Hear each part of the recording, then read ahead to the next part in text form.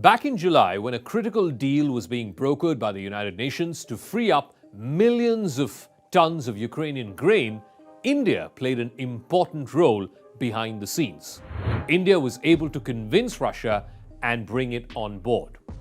Russia, remember, had put a shipping embargo on exactly this grain exports from Ukraine for a number of months, in fact, ever since this war began. That's not all. 2 months later, in September, when Russian forces were shelling the Zaporizhzhia nuclear power plant in Ukraine, India stepped in yet again and asked Russia to back off. Throughout this Ukraine war over the last 8 months, India has quietly assisted during these pivotal moments of this war. This week, India's Foreign Minister Dr. Jaishankar was in Moscow at the exact same time as the US midterm elections. He met with Sergei Lavrov, among other senior Russian officials. The big question on top of everybody's mind was, can India play the role of a negotiator to put an end to this war? On Crux DeCode, India, a country which has friendly relations with both the East and West, what can it do to bring both sides together and press an end to this war?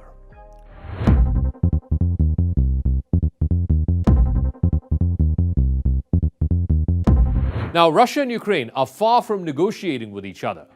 Ukraine feels it has momentum on its side on the battlefield. It's in no mood to talk. Russia is hardly relenting either.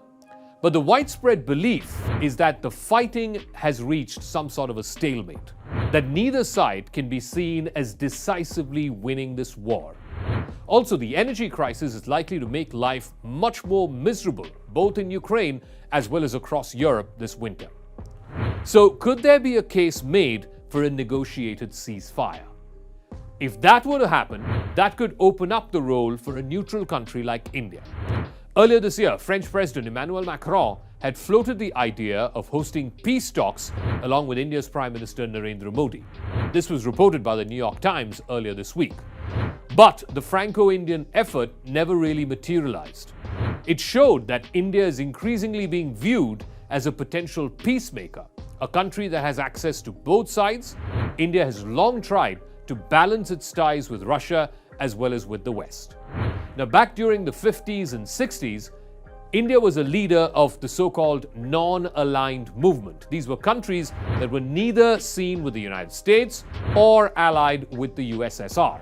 Although India's relationship with Moscow was on a much firmer footing back then than its ties with Washington.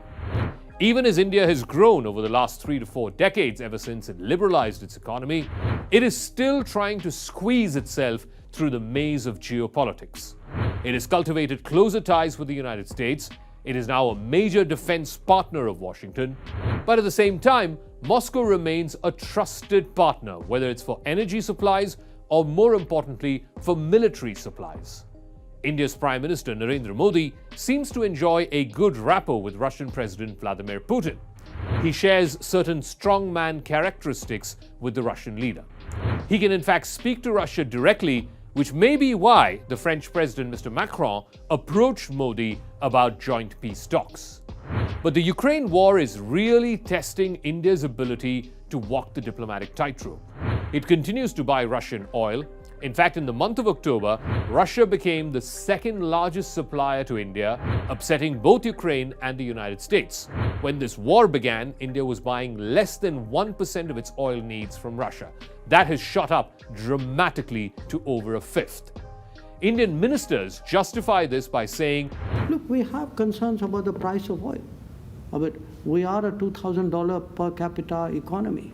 The price of oil is breaking our back. That is our big concern. India has also refused to support any resolution at the United Nations that has condemned Russia's aggression. As India faces pressure from the West, officials all along are privately maintaining that calling out Russia is going to help achieve little. They would rather stay neutral in public. So while India has refrained from directly criticizing Russia, it has expressed concern about mass graves in Bucha and the violence that civilians have suffered from. At the SCO summit in Uzbekistan in September, Mr. Modi of India told Mr. Putin that today's era is not one of war. He said he wanted to discuss how we can move forward on the path of peace. Modi, India's most powerful prime minister in decades, has been trying to refashion the country's tradition of non-alignment. He wants something called all-alignment. Peacemaking could carve a more prominent place for India in the global sphere. But it could also move India closer to a permanent seat at the Security Council. That debate is still open. And trying to solve the world's biggest crisis seems to have appealed to Mr. Modi's ambitions to go down in history as one of India's great leaders. And yet, the question still remains, what may a possible solution look like in Ukraine? Will Ukraine actually concede territory?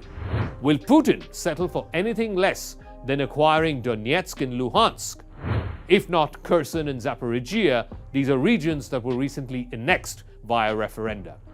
India sees an expansionist China as its number one threat. Both troops have been on a standoff since the summer of 2020 at the icy Himalayan heights. That situation has not been fully resolved yet. This has shaped how India has reacted to Russia's invasion of Ukraine.